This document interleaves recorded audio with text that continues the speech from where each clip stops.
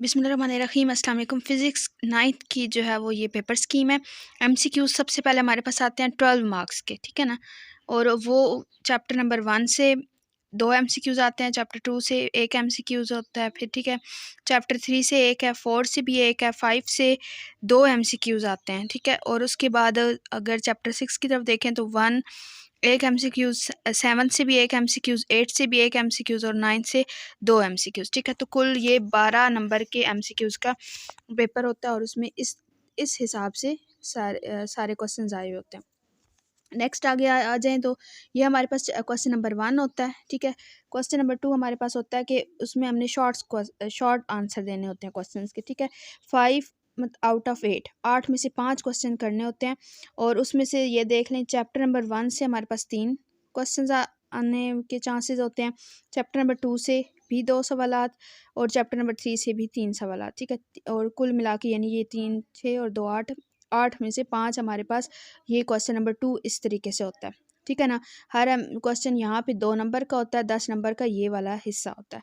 उसके बाद यहाँ पे टोटल ये जो मैंने यहाँ पे मेंशन किया ना 30 मार्क्स, तो पूरे इस पे शॉर्ट क्वेश्चंस के वाले हिस्से को 30 मार्क्स होते हैं। क्वेश्चन नंबर 3 है, यहाँ पर जो है वो चैप्टर नंबर 4 से 2 शॉर्ट क्वेश्चंस आते हैं, इसमें भी 8 में से आपने 5 करने होते हैं।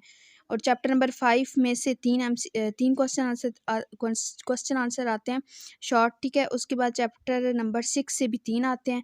उसके बाद जो है वो अगर हम देखें तो क्वेश्चन नंबर 4 जो है वो भी इसी तरह 8 में से उसमें भी 5 क्वेश्चंस करने होते हैं।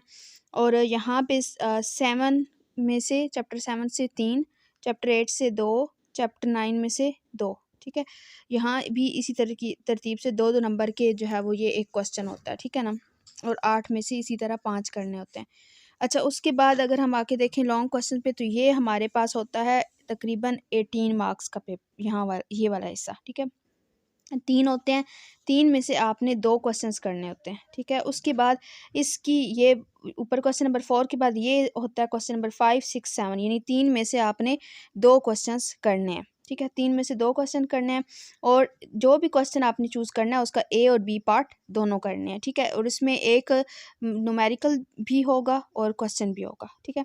तो क्वेश्चन नंबर 5 का जो क्वेश्चन नंबर 5 का जो चैप्टर एक है 1, ठीक है। चैप्टर 1 और 2 में से आने ए पार्ट जो है वो 1 और 2 में से आने का चांस है, ठीक है। चैप्टर इस 3 जो है वो उसमें से बी वाला पार्ट आ सकता है, ठीक है।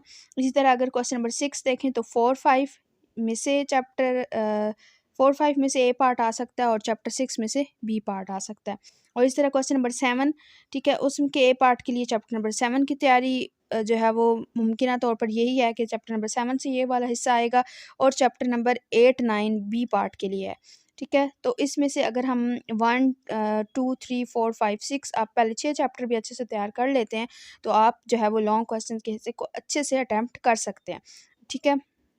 और जो है वो इसी तरह इसके न्यूमेरिकल्स भी करने इनके ज़रूरी हैं और क्वेश्चन भी, क्योंकि एक पार्ट जो है वो न्यूमेरिकल का आता है और एक क्वेश्चन आंसर। तो ये थी जी फिज़िक्स की पेपर स्कीम। मज़ीद कोई भी क्वेश्चन अगर आपके माइंड में आए तो आप कमेंट सेक्शन में पूछ सकते हैं। Best of luck.